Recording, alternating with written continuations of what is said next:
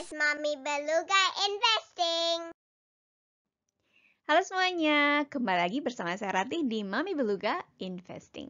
Kali ini saya akan memberi update dari kinerja PT Bank Rakyat Indonesia Persero Tbk atau BBRI, kode sahamnya ya. Sekitar setahun yang lalu, saya sempat membahas BBRI di channel ini. Waktu itu saya bandingkan dengan BBNI dan BMRI ya. Waktu itu kesimpulan saya, BBRI kinerjanya stabil selama 10 tahun belakangan. Itu bagus ya. Tapi pada waktu itu sayangnya harganya kemahalan menurut standar saya. Nah, sekarang setelah melihat laporan keuangan yang terbaru, kinerja terbarunya ya, secara singkat kesimpulan saya, satu, harganya sudah lumayan oke ya sekarang, nggak kemahalan lagi. Dividen yield di atas 3% jadi lumayan ya. Tapi ada catatan ya, payout ratio dividennya cukup tinggi untuk setahun terakhir ini. Sekitar 80%-an, jadi masih perlu dilihat apakah ini sustainable ya payout ratio macam seperti ini. Oke, gimana saya dapat kesimpulan seperti ini? Ikuti terus analisa saya sampai akhir ya. Bagi yang belum tahu, saya mengkompilasi data dari laporan keuangan perusahaan, Yahoo Finance, dan sumber-sumber lainnya, lalu memposting hasil analisanya seminggu atau 2 minggu sekali di channel ini. Kalau Anda tertarik dengan konten-konten semacam itu, silakan subscribe ke channel ini ya. Oke, disclaimer ya, ini video amatir hasil riset pribadi untuk kepentingan pribadi, bukan rekomendasi jual atau beli saham. Full disclaimer bisa diakses di deskripsi. Oke, seperti biasa saya mulai pembahasan saya dari EPS atau Earnings Per Share atau laba per saham atau per lembarnya. Ya, di sini saya plot laba per lembar saham BBRI selama 12 tahun terakhir dari tahun 2010 sampai dengan tahun 2022. Oke, 2022 belum selesai ya, jadi ada perkiraan ya di sini. Oke, BBRI mengalami peningkatan laba yang lumayan konsisten dari tahun 2010 sampai dengan tahun 2019. Kita lihat di sini ya, EPS-nya menanjak trennya. Dari tahun 2020, labanya jeblok lumayan banyak dan tahun 2021 sepertinya pulih kembali walaupun belum kembali ke level tahun 2019 ya sebelum dia jeblok. Kemudian karena 2022 belum berakhir, di sini saya plot EPS 2022 sebagai nokta putih dengan outline merah ya, karena angkanya belum final. Di video-video saya sebelumnya, biasanya saya nggak plot ya laba tahun ini yang belum selesai, jadi ini tambahan baru ya. Dari sini kita bisa lihat sepertinya laba BBRI akan naik drastis di tahun 2022. Nah, selama 3 tahun terakhir ini, tahun 2020 sampai dengan 2022, ada 3 hal besar yang terjadi kepada BRI. Pertama, ya tentunya efek pandemi COVID. Ya, apa yang terjadi dengan BRI? Yaitu banyak debitur mengalami kesulitan. Karena itu BRI melakukan restrukturisasi sebesar 186 triliun kepada 2,8 juta debitur. Kemudian yang kedua adalah konsolidasi BRI Syariah, Mandiri Syariah, dan BNI Syariah, 3 bank syariah milik pemerintah, yaitu menjadi Bank Syariah Indonesia. Yang ketiga adalah pembentukan holding ultramikro yang terdiri dari BRI, Pegadaian, dan PNM atau Penanaman Nasional Madani. Untuk hal ini, BRI melakukan right issue yang jumlahnya lumayan jumbo. Right issue-nya ada di kisaran 95-an triliun rupiah. Nah, di kanan ini kita juga punya holding ultramikro, strukturnya holding ultramikro ya. Pegadaian dan PNM ya sekarang berada di bawah BRI dan hampir seluruh sahamnya dimiliki oleh BRI. Sedangkan BRI sendiri setengah lebih sahamnya dimiliki oleh pemerintah Republik Indonesia. Yang 40%-an sahamnya beredar di masyarakat. Oke, kembali lagi ke konsolidasi bank syariah pemerintah dan pembentukan holding mikro. Perubahan besar ini membuat saya penasaran, apakah laba per lembar saham BRI itu sebenarnya jauh lebih tinggi tanpa hal besar tadi ya, kedua hal besar tadi. Oke, mari kita lihat di plot layar berikutnya. Oke, untuk itu saya plot laba per lembar saham BBRI tanpa merger jumbo ya sebagai nokta kuning kehijauan yang dihubungkan dengan garis kuning kehijauan. Ternyata jumlahnya nggak terlalu jauh di atas nokta merah ya, yang EPS aslinya. Jadi efek pandemi masih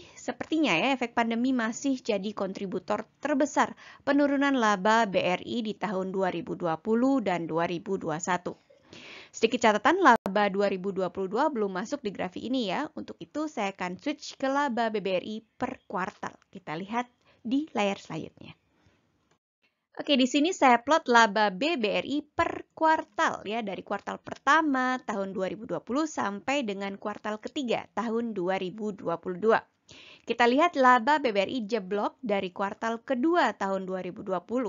Kemudian pulih kembali di kuartal pertama 2021 sampai kembali turun di kuartal kedua dan ketiga tahun 2021. Penurunan laba di 2021 juga bertepatan dengan merger Syariah dan Ultra Micro Holding ya. Jadi selama 3 kuartal 2022 laba BRI lumayan di atas level 2019. Jadi tadinya itu bertepatan sekali ya dengan perubahan besar-besaran dan juga efek dari pandemi. Sedangkan 2022 kita lihat labanya sudah meningkat.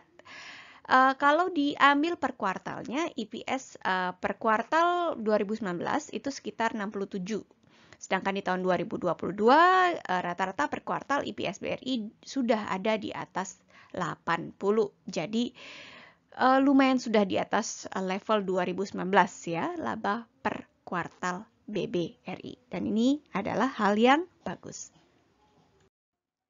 Nah, sekarang kita lanjut ke bagian favorit saya, yaitu dividen. Dividen BBRI, seperti biasa ya, di sini saya plot 3 lapis informasi. Pertama adalah besaran dividen per saham sebagai nokta hijau dihubungkan dengan garis hijau. Di tiap nokta saya kasih angka besaran dividennya dalam rupiah dan prosentase dividennya terhadap laba per saham perusahaan atau payout ratio. Oke, lalu saya plot kembali EPS atau laba per sahamnya sebagai pembanding. Oke, di layar kita bisa lihat dividen BBRI nominalnya meningkat drastis di tahun 2016 sampai ke tahun 2017. Tadinya di angka 15 rupiahan di tahun 2016 menjadi 97 hampir 100 rupiah ya di tahun 2017. Bukan cuma itu, payout ratio atau perbandingan antara dividen dengan EPS-nya juga meningkat drastis. Sekitar 7%-an di tahun 2016 jadi 40%-an ya di tahun 2017. Waktu itu kenaikan nominal dan payout ratio-nya masuk akal. Karena kalau kita bandingkan antara 2010 dengan tahun 2017, laba per saham BBRI sudah mengalami kenaikan 2 kali lipat.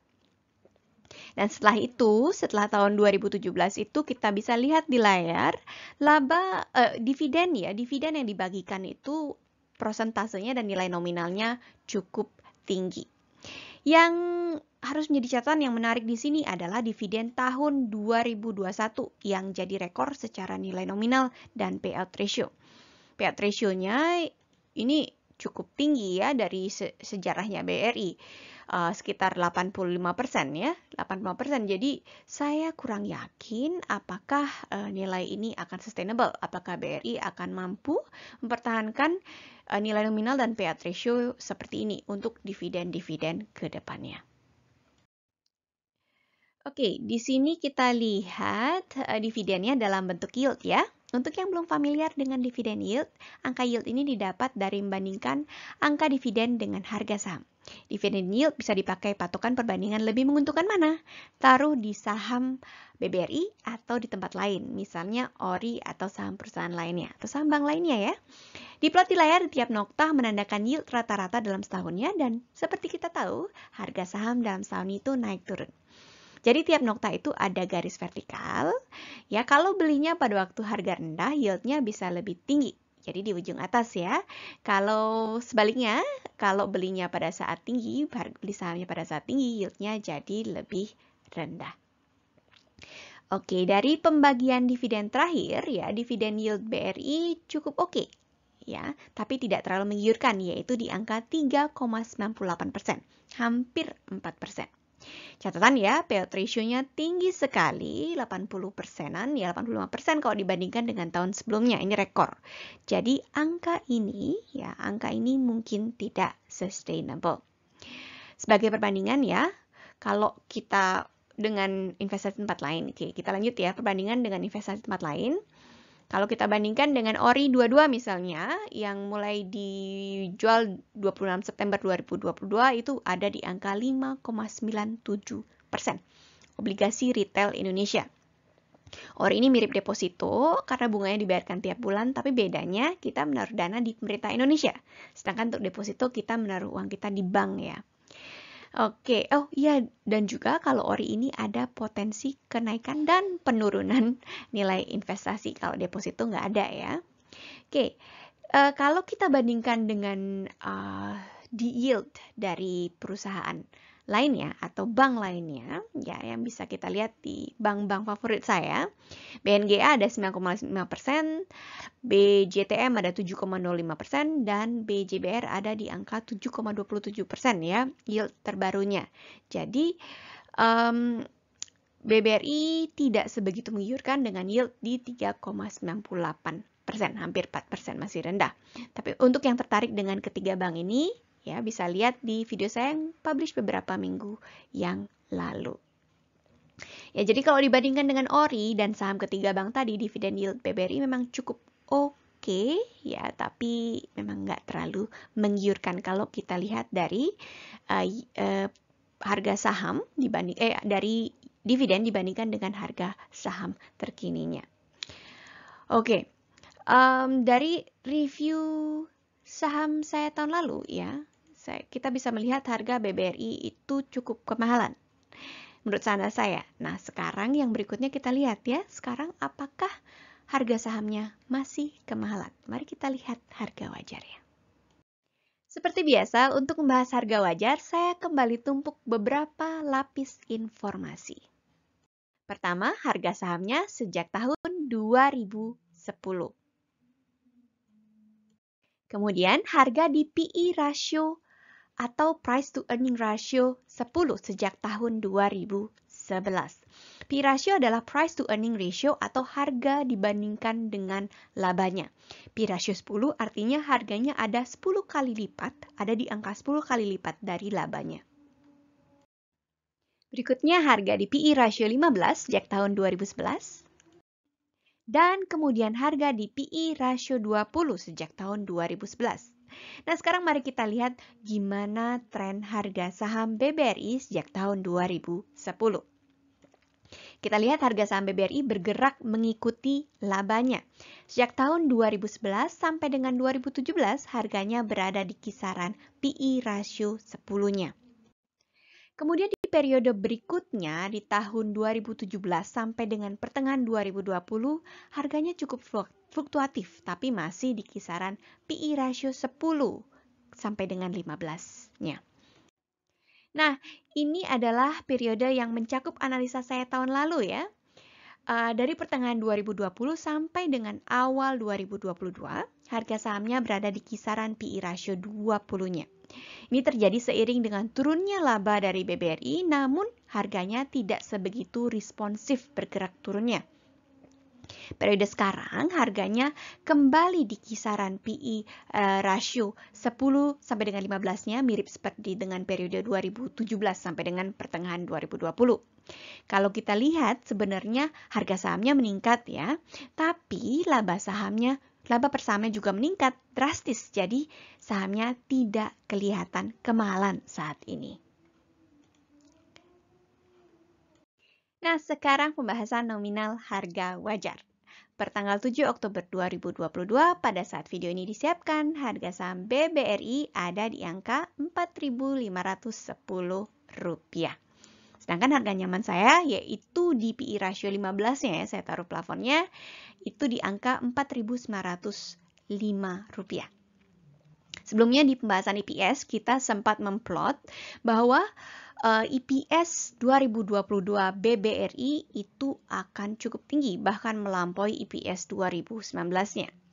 Jadi kalau angka itu sesuai ya, kalau yang terjadi sesuai dengan perkiraan kita bahwa jadi angka di Rp4.510 itu harganya tidak mahal-mahal amat karena EPS-nya tinggi tahun ini.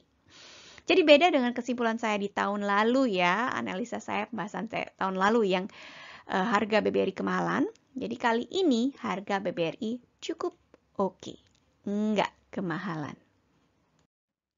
Oke, ini tambahan ya. Di layar saya bagi kapan saja saya beli BBRI. Jadi kebetulan saya belinya pada waktu harganya turun. Itu kenapa harga di portfolio saya per Jumat 7 Oktober 2022 kelihatannya saya masih untung atau BBRI saya di hijau, sementara yang lain merah-merah. Oke, kita bahas ya pelan-pelan ya investasi BBRI saya ya. Total ya, total nilai investasi saya di BBRI itu ada di sekitar 600 ribuan. Sejauh ini saya sudah menerima dividen sebesar 42 ribuan, itu dividen tahun 2022 ya. Jadi dividen yield saya dari nilai investasi saya, bukan nilai yang sekarang, itu ada di angka 6,5%-an. Terus samping itu dari nilai investasi sekitar 600 ribu itu sekarang sudah bertumbuh menjadi 1 jutaan, 1,1 juta.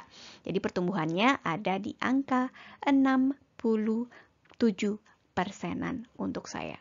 Jadi punya saham BBRI ini lumayan ya buat saya. Nah, sekarang kesimpulan ya. Sekitar setahun yang lalu saya sempat membahas BBRI di channel ini. Waktu itu saya sandingkan dengan BNI dan BMRI. Pada waktu itu kesimpulan saya BBRI kinerjanya stabil selama 10 tahun belakangan ini, tapi harganya kemahalan waktu itu ya. Untuk tahun ini, setelah melihat angka-angkanya, laporan keuangan terbaru, secara singkat, ya kesimpulan saya adalah 1, harganya udah oke. Ada kemungkinan harganya bakal jadi kelihatan murah ya. Kita lihat EPS tahun ini seperti apa. Dividen yield di atas 3% untuk angka tahun ini. Payout ratio dividennya sayangnya cukup tinggi untuk setahun terakhir. Jadi masih perlu dilihat apakah ini sustainable. Bagaimana payout ratio ke depannya. Oke, untuk saya sendiri, sejak saya beli sahamnya tahun lalu, 2021, investasi saya cukup sudah bertumbuh ya, 60%-an dan dividennya ada di angka 6%-an dari nilai investasi saya.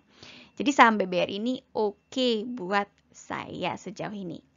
Karena dana terbatas, kalau ada dana berapa bulan kebelakang ini, selama harganya masih di kisaran yang sama, ya, saya akan berusaha beli setidaknya 1 lot saja.